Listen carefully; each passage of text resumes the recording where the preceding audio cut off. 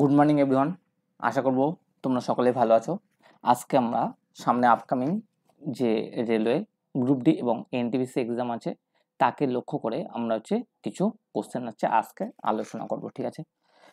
এবার থেকে প্রায় তোমরা প্রতিদিন কন্টিনিউ সপ্তাহে 2-3টে করে ক্লাস পাবে, ঠিক আছে? প্রত্যেকে সকলে মন দিয়ে দেখার চেষ্টা করো, ঠিক আছে? আজকে যে প্রথম সায়েন্সের কিছু প্রিভিয়াস ইয়ার কোশ্চেন আছে, সেই কোশ্চেনগুলো খুবই ইম্পর্টেন্ট পরীক্ষার পারপাসে, সেগুলো সম্পর্কে আজকে আমি তোমাদের সাথে আলোচনা করব, ঠিক আছে? প্রথম কোশ্চেনটা কি আছে বলছে, নিম্নলিখিতদের মধ্যে কোনটি মার্সুপিয়াল এর উদাহরণ? অর্থাৎ মার্সুপিয়াল জিনিসটা প্রথমে আমাদের জানতে হবে যে কি মার্সুপিয়ালটা কি জিনিস, মার্সুপিয়ালটা কি জিনিস বা কাদের দেহে দেখা যায়। মার্সুপিয়াল একটা বাচ্চা ধারণ থলি। বাচ্চা ধারণ থলি এক যে প্রাণীগুলো আছে, প্রাণীগুলোর মধ্যে তাদের দেহের সামনের অংশে এই মার্সুপিয়াল একটা বাচ্চা ধারণের থলিটা এই অবস্থিত। এর সাহায্যে সে তার বাচ্চাকে কি করে ধারণ করে। সে কোন প্রাণীটা হবে? তিমি, ইঁদুর, বাদুড় না ক্যাঙ্গারু? তাহলে এখানটাতে আমরা দেখতে পাচ্ছি অপশন অনুসারে রাইট অ্যান্সার হচ্ছে কি না ক্যাঙ্গারু। ক্যাঙ্গারুর দেহে আমরা এই মার্সুপিয়ালটা দেখতে পাই। ক্লিয়ার নিশ্চয় সকলে? আচ্ছা, নেক্সট কোশ্চেন চলে যাওয়া যাক। দেখো কি বলছে, নিম্নলিখিত কোন প্রাণীর একটি মাত্র নাসারন্ধ্র থাকে? অনলি ফর ওয়ান, একটা নাসারন্ধ্র থাকে। মানে আমরা সাধারণত দেখি ম্যাক্সিমাম প্রাণীদের ক্ষেত্রে আমরা স্তন্যপায়ী কিংবা সরীসৃপ কিংবা যে প্রাণীদের দেখি তাদের নাসারন্ধ্রে ছিদ্র সংখ্যাটা 2টো হয়, কিন্তু এমন একটি এখানটা থেকে উদাহরণ আছে যার ক্ষেত্রে একটি মাত্র নাসারন্ধ্র থাকে।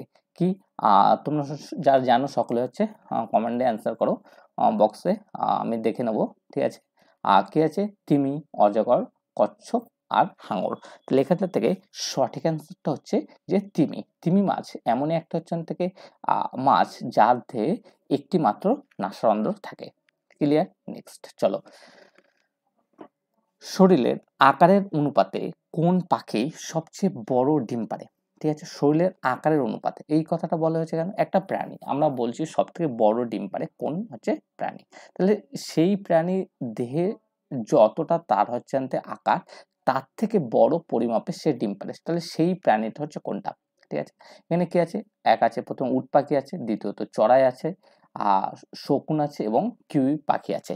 তাহলে এখানে যে তিনটে অপশন আছে, এদের মধ্যে আমরা দেখে নেব কোন পাখিটা সবচেয়ে বড় ডিম পারে। কোন পাখিটা সবচেয়ে বড় ডিম পারে? তাহলে এখানটা থেকে তোমরা অ্যান্সার করার চেষ্টা করো। আমরা দেখে নেবো এখানটা থেকে সব থেকে অনেকের মনে হতে পারে উট পাখি। উট পাখি সব থেকে বড় পাখি, ঠিক আছে এটা, কিন্তু উট পাখিটা বড় ডিম পারে না। এখানটা থেকে সঠিক অ্যান্সারটা হয়ে যাবে কি না Q, option number D is এখান থেকে সঠিক, ঠিক আছে?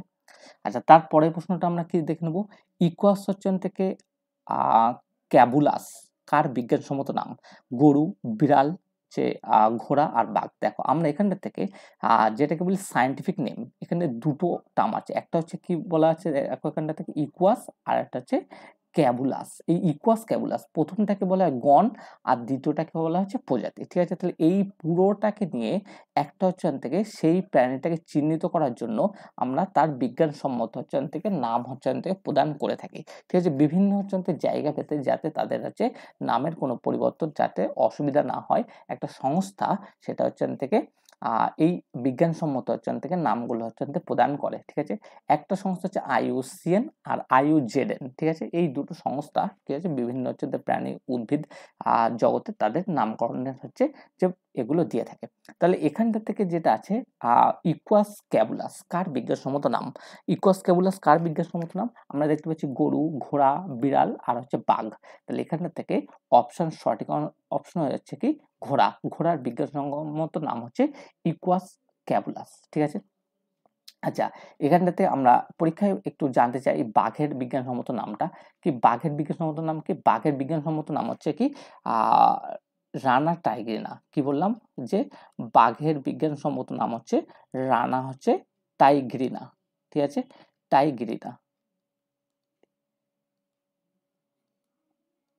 ঠিক আছে, তাহলে বাঘের বিজ্ঞানসম্মত নামটা কি? বাঘের বিজ্ঞানসম্মত নামটা আমরা দেখে নিলাম যে রানা টাইগেনা। ঠিক আছে, এটা হচ্ছে পরীক্ষায় খুব ইম্পর্টেন্ট, কিন্তু এটা প্রায়ই কিন্তু দিয়ে থাকে পরীক্ষায়। ঠিক আছে, আচ্ছা এরপরে আমরা যেটাকে দেখে নেব, পরের প্রশ্নটা 5 নম্বর প্রশ্ন আমরা দেখব কি আরশোলার লার্ভাকে কি বলা হয়। অর্থাৎ আরশোলা যে ডিম পাড়ে, ডিম পাড়ার ফলে তার যে ডিমটাকে অ্যাকচুয়ালি কি লার্ভা আকারে থাকে, সেই লার্ভাকে কি বলা হয়? এখানটাতে আমরা দেখতে পাচ্ছি এফাইভা, নিম্ফ, ম্যাগট আর হচ্ছে থেকে জুভেনাইল।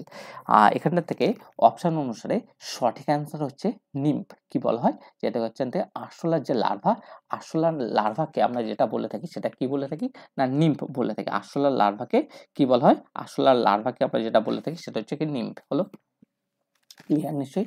আচ্ছা তারপরে পরের প্রশ্ন আমরা দেখব যে তিমি মাছের প্রধান শাসক কোনটি? তাহলে এখানটাতে কতগুলো শাসঙ্গ দেওয়া আছে সেটা হচ্ছে আমরা যদি দেখি কি ফুলকা দেওয়া আছে। ফুলকা কাদের শাসঙ্গ? যার কি হচ্ছে পুকুরে থাকে বা জলাশয় থাকে, ঠিক আছে, তাদের হচ্ছে জলজ প্রাণীদের প্রধান শাসক হচ্ছে ফুলকা। তারপর হচ্ছে ফুসফুস আছে, ঠিক আছে, যেটা হচ্ছে আমরা বলতে পারি এক কথায় স্তন্যপায়ী হচ্ছে প্রাণীদের শাসঙ্গ হচ্ছে ফুসফুস। তারপর হচ্ছে ট্র্যাকিয়া আছে, বিভিন্ন হচ্ছে পতঙ্গ শ্রেণীর প্রাণীদের শাসঙ্গ হচ্ছে থেকে কি ট্র্যাকিয়া। এবারে এখানটাতে যেটা আছে তিমি, তাহলে তিমি মাছটাকে আমরা কিসের মধ্যে ফেলতে পারবো? তিমি মাছটাকে আমরা হচ্ছে যেটা ফেলতে পারবো, প্রথম কথা এটা একটা স্তন্যপায়ী প্রাণীদের মধ্যে ফেলবো। তাহলে এটা যদি স্তন্যপায়ী হচ্ছে প্রাণীদের মধ্যে পড়ে, তাহলে এটার ক্ষেত্রে সঠিক অ্যান্সার হয়ে যাবে অপশন নাম্বার হচ্ছে থেকে C is correct. Option number হচ্ছে সি ইজ কারেক্ট, অর্থাৎ হচ্ছে ফুসফুস হচ্ছে থেকে এর প্রধান শাসঙ্গ। তাহলে তিমি মাছের প্রধান শাসঙ্গ হচ্ছে ফুসফুস। দেখো এখানে এক্সেপশনাল বিষয় হচ্ছে এটা, তিমি মাছ সাধারণত জলে থাকে। আমি বললাম জলজ প্রাণী বা যারা জলাশয়ে থাকে তাদের হচ্ছে শাসঙ্গ হচ্ছে ফুলকা। ঠিক আছে, তার জন্যই পরীক্ষায় প্রশ্নটা দেওয়া। সুতরাং আমরা এটা ফুলকা করব না, এটা হচ্ছে ফুলকা কিন্তু না, তিমি মাছের ক্ষেত্রে এটা ব্যতিক্রম। তাদের প্রধান শাসঙ্গ হচ্ছেন দেখি না ফুসফুস। তারা স্তন্যপায়ী প্রাণীদের মতো করে তারা শ্বাস নিয়ে থাকে। ঠিক আছে, তারপরে প্রশ্ন, স্তন্যপায়ী হওয়া সত্ত্বেও ডিম পায় এমন একটা হচ্ছে প্রাণী যারা স্তন্যপায়ী। সাধারণত স্তন্যপায়ী হচ্ছেন থেকে প্রাণীরা সাধারণত তাদের হচ্ছে বাচ্চা প্রসবের পদ্ধতিটা অন্যরকম। ঠিক আছে, তারা হচ্ছে সাধারণত ডিম পারে না। ঠিক আছে, কিন্তু এখানটাতে এমন একটা স্তন্যপায়ী হচ্ছে প্রাণী নাম বলতে বলেছে, সেটা হচ্ছে ডিম পারে। সে হচ্ছে কি টালপা, একিডোনা, টেরোপাস আর হচ্ছে লেমুর। ঠিক আছে, এখানটা থেকে যে অপশনগুলো আছে তার মধ্যে আমরা সঠিক অ্যান্সারটা দেখে নেবো, সেটা হচ্ছে একিডোনা। একিডোনা হচ্ছে থেকে একটা হচ্ছে কি স্তন্যপায়ী প্রাণী, স্তন্যপায়ী প্রাণী এবং সে কি হবে ডিম পারে। তাহলে সঠিক অ্যান্সারটা হয়ে যাচ্ছে কি অপশন নাম্বার হচ্ছে থেকে বি ইজ হচ্ছে কারেক্ট। অপশন নাম্বার হচ্ছে বি ইজ কারেক্ট। ক্লিয়ার? আচ্ছা তারপরে প্রশ্নটা আমরা তো তসর তন্তু কে উৎপন্ন করে? তসর তন্তু কে উৎপন্ন করে মিনস হচ্ছে যে তসর যে তন্তু আছে তার বিজ্ঞানসম্মত হচ্ছে নামগুলো আমরা হচ্ছে থেকে দেখে নেব। তসর যে তন্তু মানে হচ্ছে যে আমরা রেশম বলি, রেশমের বিভিন্ন হচ্ছে থেকে নাম আছে, বিজ্ঞানসম্মত নামগুলো আমরা দেখে নেব। তসর হচ্ছে তন্তু যে কি, তাহলে এখান থেকে যেটা হচ্ছে প্রথম হচ্ছে অ্যানথ্রাক্স হচ্ছে মাইলিটা, বোম্বিক্স মরি, ফিলোসোমিয়া হচ্ছে থেকে রিসিনি আর হচ্ছে থেকে অ্যানথ্রা হচ্ছে থেকে অ্যাসামিনসিস। ঠিক আছে, সঠিক অ্যান্সার কোনটা? সঠিক অ্যান্সারটা হচ্ছে আমরা দেখে নেবো একদম প্রথম অপশন নাম্বারে হচ্ছে কি না অ্যানথেরা হচ্ছে মাইলিটা। অ্যানথেরা হচ্ছে মাইলিটা হচ্ছে যে তসর, তার হচ্ছে বিজ্ঞানসম্মত নামটা হয়ে যাচ্ছে কি না অ্যানথেরা হচ্ছে থেকে মাইলিটা হচ্ছে তার বিজ্ঞানসম্মত নাম। ক্লিয়ার নিশ্চয়ই সকলে এই পর্যন্ত? আচ্ছা তাহলে এবারে আমরা নেক্সট হচ্ছে থেকে কিছু পরের কিছু কোশ্চেনে চলে যাব। ঠিক আছে, ক্লিয়ার? আচ্ছা নেক্সট চলো তাহলে আছে আমরা নিশ্চয়ই পরের কোশ্চেন দেখে নেবো কি আছে।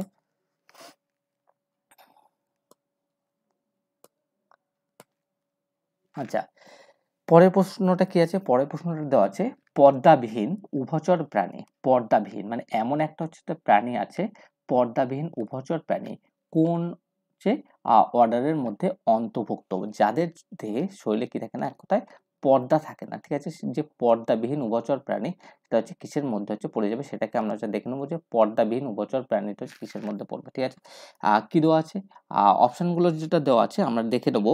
অপশনগুলো হচ্ছে প্রথমটা হচ্ছে ইউরোডেলা, আনুরা, জিমনোফিওনা কোনোটি নয়। ঠিক আছে, পর্দাবিহীন উভচর প্রাণী। উভচর প্রাণী কাদের বলে? এখানটাতে আমাদের জানতে হবে যে উভচর প্রাণী বলতে আমরা কি বলি? উভচর প্রাণী হচ্ছে যারা ডাঙায় এবং স্থলে দুটো স্থানে কি করে বসবাস করে। কারণ সব থেকে আমরা যেটা হচ্ছে কমন আমরা উভচর প্রাণীর নামটা যেটা জানি সেটা হচ্ছে কি ব্যাঙ। সেটা হচ্ছে কি তারা যে ব্যাঙাচি অবস্থা হচ্ছে কি হচ্ছে জলে বসবাস করে এবং হচ্ছে পূর্ণাঙ্গ অবস্থায় তারা কি করে ডাঙায় হচ্ছে বসবাস করে। তার জন্য ব্যাঙকে বলা হয় কি একটা হচ্ছে থেকে উভচর প্রাণী। আচ্ছা, এখানটা থেকে বলছে পর্দাবিহীন উভচর প্রাণী, তারা জলে এবং স্থলে উভয় জায়গায় বাস করে, কিন্তু তাদের শরীরে কি থাকে না, পর্দা হচ্ছে থেকে থাকে না। কোন প্রাণীদের শরীরে হচ্ছে পর্দা থাকে না সেটা হচ্ছে থেকে আমরা দেখে নেব। সঠিক অ্যান্সার হচ্ছে অনুরা, হচ্ছে আনুরা। ঠিক আছে, যেটাকে আমরা বলবো কি আনুরা। আনুরাটা হচ্ছে থেকে সঠিক অ্যান্সার হচ্ছে অপশন নাম্বার হচ্ছে থেকে বি, আনুরা। ঠিক আছে, নেক্সট চলো। বলছি কিসের হচ্ছে উপস্থিতির কারণে পাখি ও বাদুড়ের মধ্যে পার্থক্য করা যায়? একটা হচ্ছে পাখি, পাখি হচ্ছে কিসের, পাখি হচ্ছে থেকে যেমন হচ্ছে পক্ষীর মধ্যে পড়ছে, আবার বাদুড় হচ্ছে পক্ষী শ্রেণীর মধ্যে পড়ছে। এদের মধ্যে মেন প্রধান কিসের পার্থক্যের জন্য আমরা কি পার্থক্য করতে পারি? দুজনের শরীরে কি উষ্ণ রক্ত থাকে, থাকে তাদের হচ্ছে শ্বাসঙ্গ হিসেবে ট্র্যাকিয়া থাকে, তারপরে প্রত্যেকের ক্ষেত্রে 4 প্রকোষ্ঠযুক্ত হৃৎপিণ্ড থাকে, কিন্তু একটা জিনিস অনুপস্থিত থাকে। তার পরিপ্রেক্ষিতে আমরা হচ্ছে থেকে পক্ষী এবং হচ্ছে পাখি এবং বাদুড়কে আমরা পার্থক্য করতে পারি। এটা হচ্ছে ডায়াফ্রাম, সেটাকে আমরা কি বলবো ডায়াফ্রাম, যেটাকে আমরা কি বলবো মধ্যচ্ছদা। ডায়াফ্রাম বা যেটাকে আমরা কি বলবো মধ্যচ্ছদা। কি বললাম? ডায়াফ্রাম বা মধ্যচ্ছদা। ক্লিয়ার? এটা কিন্তু খুব ইম্পর্টেন্ট। একটা পাখি এবং বাদুড়েরকে আমরা কিসের সাহায্যে আলাদা করছি? ডায়াফ্রাম বা মধ্যচ্ছদার সাহায্যে। নেক্সট চলো। বলছে এককোষী প্রাণীরা কোন প্রক্রিয়ার মাধ্যমে জনন সম্পন্ন করে? এককোষী প্রাণী মানে যাদের শরীরে একটা মাত্র রচন থেকে কোষ দ্বারা হচ্ছে গঠিত। যেমন আমরা বলতে পারি কি ব্যাকটেরিয়া, ভাইরাস, ঠিক আছে? তারপর হচ্ছে কিছু ধরনের ক্লামাইডোমোনাস, ইউগ্লিনা, ক্রাইসেমিবা এরকম কিছু ব্যাকটেরিয়া, ভাইরাস আছে, ঠিক আছে? এদের এবারে এদের যে বিভাজন পদ্ধতি, এদের যে বিভাজন পদ্ধতি সেই বিভাজন পদ্ধতিটা কোনটা হচ্ছে? এখানটার থেকে কি দেওয়া আছে? জনন পদ্ধতি। জনন পদ্ধতিটা কি দেওয়া আছে? যে বিভাজন বলা আছে, বার্ডিং বলা আছে, ফিউশন বলা আছে, আর পুনরুজ্জীবন আছে বলা আছে। তাহলে এখানটার থেকে যেটা হচ্ছে সঠিক অ্যান্সার হচ্ছে বিভাজন। বিভাজন মানে হচ্ছে তাদের হচ্ছে শরীরে, ধরো তাদের হচ্ছে শরীরটা হচ্ছে দেখতে হচ্ছে অনেকটা, ধরো হচ্ছে এরকম একটা হচ্ছে অংশ হচ্ছে দেখতে, ঠিক আছে? এবারে কোনো কারণে এখানটা থেকে কি হলো? আঘাত হলো। আঘাত হওয়ার পরে এখানটা থেকে 2 টুকরো হয়ে গেল, ঠিক আছে? 2 টুকরো হয়ে যাওয়ার ফলে এই যে উপরের যে অংশটা আছে এরকম ভাবে আছে একটা অংশ গঠন করলো, আর নিচের অংশটা যেটা আছে এরকম ভাবে একটা অংশ গঠন করলো। এইটা হচ্ছে থেকে ডিভিশন। এই পদ্ধতিটাকে কি বলবো হচ্ছে থেকে ডিভিশন। এই পদ্ধতিটাকে বলা হচ্ছে থেকে ডিভিশন। ডিভিশন, ঠিক আছে? এককোষী হচ্ছে প্রাণীর যে প্রক্রিয়ার মাধ্যমে তাদের হচ্ছে রিপ্রোডাকশনটা সম্পন্ন করে, সেটা হচ্ছে কোন পদ্ধতির মাধ্যমে? ডিভিশন হচ্ছে পদ্ধতির মাধ্যমে।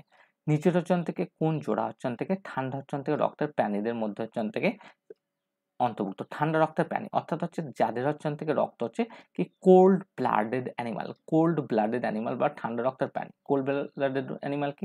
পাখি, বানর। যে পাখির হচ্ছে রক্ত কি উষ্ণ হয়, এবং হচ্ছে বানর, বানরটা স্তন্যপায়ী, তাহলে রক্ত কি উষ্ণ হবে। তাহলে এখানটাতে আমাদের কনফিউজ যে অপশনটা আছে সাপ। সাপের হচ্ছে রক্ত কি হচ্ছে ঠান্ডা বা শীতল হয়।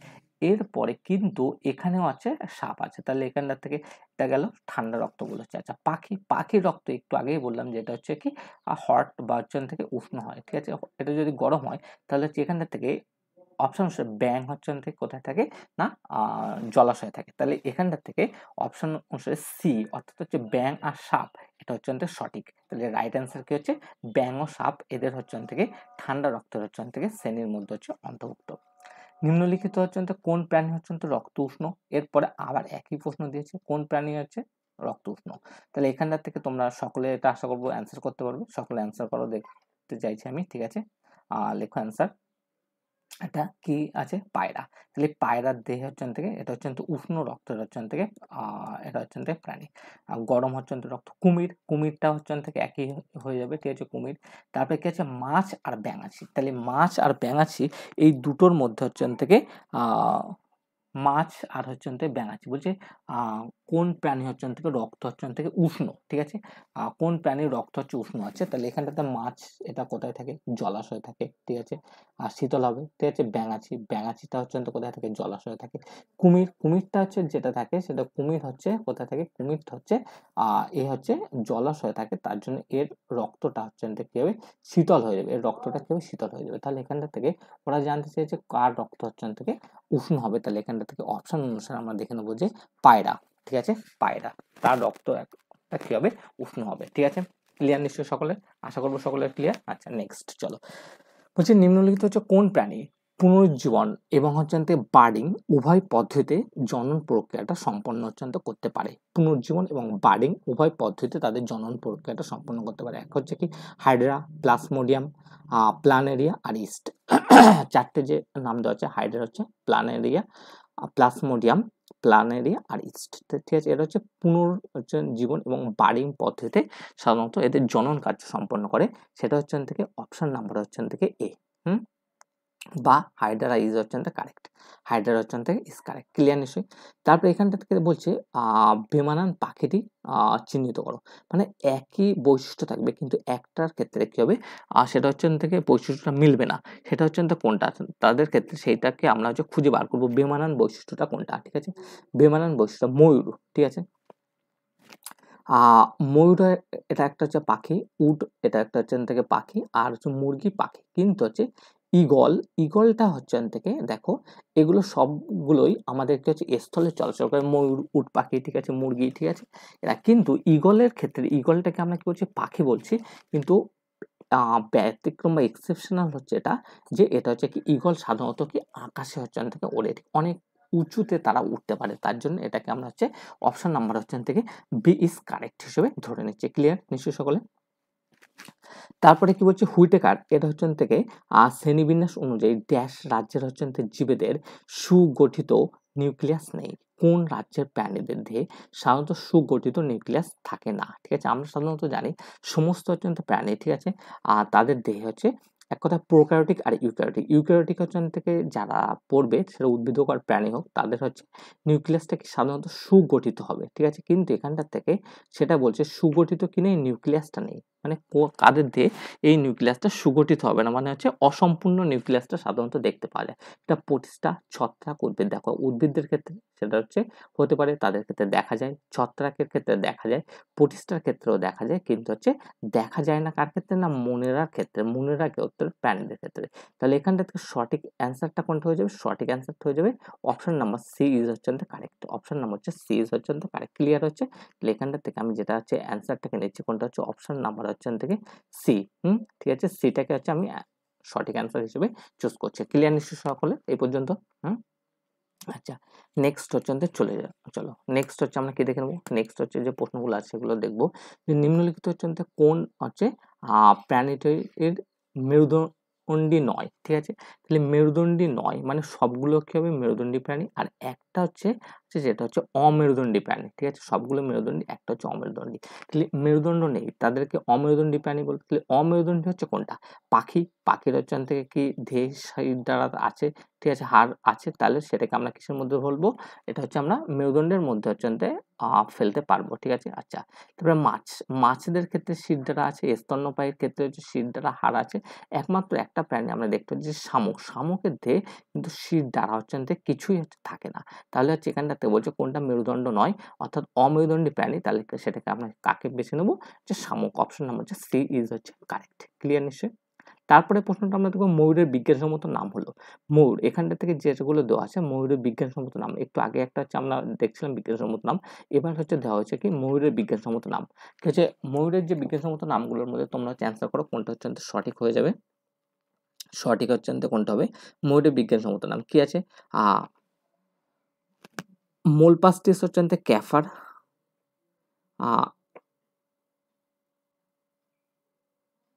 এখানে এখানটা থেকে আমরা দেখতে পাচ্ছি যেটা হচ্ছে সঠিক অ্যান্সার হচ্ছে অপশন নাম্বার হচ্ছে ডি হচ্ছে কারেক্ট, অর্থাৎ হচ্ছে প্যাভো হচ্ছে থেকে ক্রিস্টেটাস। প্যাভো ক্রিস্টেটাস হচ্ছে এটা হচ্ছে কি ময়ূরের হচ্ছে বিজ্ঞানসম্মত নাম হচ্ছে কি প্যাভো ক্রিস্টেটাস। কি হচ্ছে ময়ূরের বিজ্ঞানসম্মত নামটা কি, বিজ্ঞানসম্মত নামটা হচ্ছে কি না হচ্ছে প্যাভো হচ্ছে ক্রিস্টেটাস হচ্ছে ময়ূরের বিজ্ঞানসম্মত নামটা। তাহলে আমরা কি বললাম, সেটা হচ্ছে কি প্যাভো ক্রিস্টেটাস হচ্ছে। নিম্নলিখিত হচ্ছে কোন প্রাণীর হচ্ছে বিজ্ঞান কোন হচ্ছে প্রাণীর বিজ্ঞানসম্মত নাম হচ্ছে ইকুয়াস ক্যাবুলাস। একটু আগে আমরা তোমাদের করলাম যে ইকুয়াস ক্যাবুলাস হচ্ছে কার বিজ্ঞানসম্মত নাম। ইকুয়াস ক্যাবুলাস হচ্ছে কার, এটা নিশ্চয়ই সকলে হচ্ছে অ্যান্সার করতে পারবে যে ইকুয়াস হচ্ছে ক্যাবুলাস হচ্ছে কার বিজ্ঞানসম্মত নাম। এটা তোমরা সকলেই জানো, সেটা হচ্ছে কার হচ্ছে না ঘোড়ার বিজ্ঞানসম্মত নাম হচ্ছে ইকুয়াস হচ্ছে ক্যাবুলাস হচ্ছে ঘোড়ার বিজ্ঞানসম্মত নাম। ঠিক আছে, তারপর আমরা দেখতে পাচ্ছি অ্যামিবা। অ্যামিবা হচ্ছে থেকে নিম্নলিখিত কোন রাজ্যের মধ্যে অন্তর্গত, যে অ্যামিবা একটা হচ্ছে থেকে এটা হচ্ছে কোন রাজ্যের মধ্যে এটা অন্তর্গত বা পড়বে। অ্যামিবা কোন রাজ্যের মধ্যে পড়বে, অ্যামিবা যে রাজ্যের মধ্যে পড়বে হচ্ছে সেটা হচ্ছে পটিস্টার আর মধ্যে পড়ে যাবে কি অ্যামিবা। অ্যামিবা হচ্ছে থেকে কোন রাজ্যের মধ্যে পড়বে না, সেটা হচ্ছে পটিস্টার মধ্যে। নিম্নলিখিত কোন জীবদের অটোট্রফিক হচ্ছে পুষ্টি দেখা যায়। একটা হচ্ছে থেকে দুটো ধরনের পুষ্টি হচ্ছে দুই ধরনের হয়। ঠিক আছে, একটা হচ্ছে থেকে স্বভোজী পুষ্টি, একটা হচ্ছে পরভোজী পুষ্টি। ঠিক আছে, একটা হচ্ছে অটোট্রফিক, একটা হেটারোট্রফিক। ঠিক আছে, এখানটাতে যেটা জানছি সেটা হচ্ছে অটোট্রফিক হচ্ছে পুষ্টি কাদের দেহে সাধারণত এটা হচ্ছে আমরা সাধারণত দেখতে পাই। অটোট্রফিক হচ্ছে পুষ্টি সাধারণত সেটা হচ্ছে আমরা কাদের দেহে দেখতে পাবো। সঠিক অ্যান্সার হয়ে যাবে কি অপশন নাম্বার হচ্ছে ডি, অর্থাৎ হচ্ছে ব্যাকটেরিয়ার দেহে। ব্যাকটেরিয়ার দেহে আমরা যে পুষ্টিটা দেখতে পাবো সেটাকে বলবো কি অটোট্রফিক হচ্ছে পুষ্টি। ক্লিয়ার। এরপর ছিল অ্যামিবা খাদ্য গ্রহণ করে কোন প্রক্রিয়ার মাধ্যমে। অ্যামিবার যে খাদ্য গ্রহণ পদ্ধতি, অ্যামিবার হচ্ছে এটা খুবই ইম্পর্টেন্ট, এটা হচ্ছে পরীক্ষা প্রায় দেয়। ঠিক আছে, এই প্রশ্নটা খুবই ইম্পর্টেন্ট আছে। অ্যামিবার যে খাদ্য গ্রহণ পদ্ধতি, যে অ্যামিবার খাদ্য গ্রহণ পদ্ধতিটা কোনটা, এন্ডোসাইটোসিস হচ্ছে প্লাস লাইসিস হচ্ছে। এন্ডোসাইটোসিস হচ্ছে, এক্সোসাইটোসিস হচ্ছে থেকে, আর এক্সো হচ্ছে থেকে সাইটোসিস। তাহলে এখানটা থেকে সঠিক অ্যান্সারটা হয়ে যাচ্ছে কি এন্ডোসাইটোসিস হচ্ছে। অ্যামিবার হচ্ছে খাদ্য গ্রহণ পদ্ধতিটা কি হচ্ছে, অ্যামিবার খাদ্য গ্রহণ পদ্ধতিটা হচ্ছে কি না এন্ডো হচ্ছে সাইটোসিস হচ্ছে। বাদুড় অন্ধকারে হচ্ছে উঠতে পারে, কারণটা কি, বাদুড় এই জন্য অন্ধকারে উঠতে পারে কারণটা হচ্ছে এটা তাহলে কি বাদুড় কিভাবে, বাদুড়ের হচ্ছে কিন্তু আমরা জানি সেটা হচ্ছে ওরা চোখে দেখতে পায় না। ঠিক আছে, চোখ দেখতে পায় না, ওরা যেটা করে সেটা হচ্ছে ওরা মুখে একটা সাউন্ড শব্দ উৎপন্ন করে। সেই শব্দ কোথাও একটা স্থানে বাধা পায়, বাধা পেয়ে যে প্রতিফলিত ফিরে আসে তার সাহায্যে ওরা কি দিক নির্ণয় করে ওরা সহজেই কি করতে পারে, অন্ধকারে এক স্থান থেকে অন্য স্থানে কি করতে পারে, চলাচল করতে পারে। তাহলে এখানটা থেকে হচ্ছে এদের হচ্ছে ডানা খুব শক্তিশালী হওয়ার জন্য তারা অন্ধকারে হচ্ছে উঠতে পারে। এদের হচ্ছে তীক্ষ্ণ দৃষ্টিশক্তি, এদের দৃষ্টিশক্তিটা খুব বেশি হয়, এটাই স্বাভাবিক। বাদুড়রা হচ্ছে থেকে যে অন্ধকারে উঠতে পারে, আর হচ্ছে এরা আল্ট্রাসনিক শব্দ উৎপন্ন করে। তাহলে আমরা কি বললাম, এটা হচ্ছে মুখ দিয়ে এক প্রকার শব্দ উৎপন্ন করে, যেটাকে আমরা কি বলবো আল্ট্রাসনিক সাউন্ড। ঠিক আছে, এই যে আল্ট্রাসনিক সাউন্ড উৎপন্ন হচ্ছে এর সাহায্যে তারা সহজেই কি করতে পারে, এটা হচ্ছে উঠতে পারে। ঠিক আছে, নেক্সট চলো, নিম্নলিখিত হচ্ছে কোন প্রাণী ত্বকের সাহায্যে শ্বাসকার্য চালায়। তাহলে ত্বকের সাহায্যে যে প্রাণীরা